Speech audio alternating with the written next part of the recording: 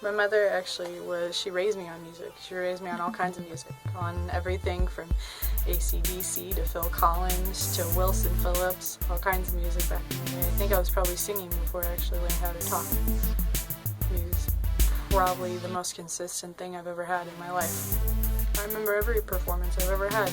Everything from sitting in the living room and singing in front of my family members to big, giant choir honor meetings. And I think probably the thing that sticks out of my mind most would be the butterflies you get right before you go on stage. Doesn't matter how long you've been doing it or who you're with, you just always feel that anticipation before you go on, and then you open your mouth and then it's gone. And everything makes sense to me on that stage.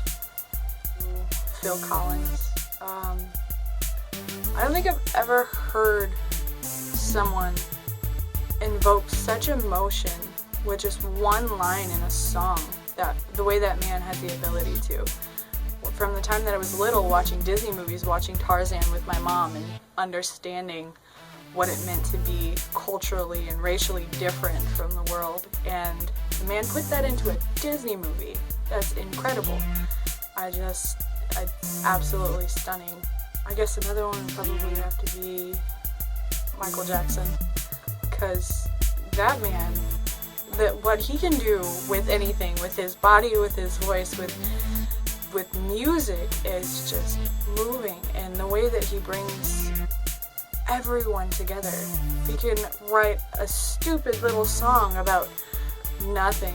I think it was Ghost that he wrote, that was just this 10-minute video and beautiful animation, and it floored me. It's still my favorite video to this day. And then he did Black and White, and it's astounding to think someone could just pull from every corner of the world and just touch so many people with just music. I tend to lock myself away from the world because there's a lot of bad stuff in the world, and music is it's the one thing that can always make me feel something. It's the one thing that can always connect me to someone. I can walk up to a random stranger on the street who's, playing tuba down in the Delmar Loop, and you just listen to what they're playing, and it tells a story. It always tells a story, no matter what. And it pulls you in. It's just, you want to hear more.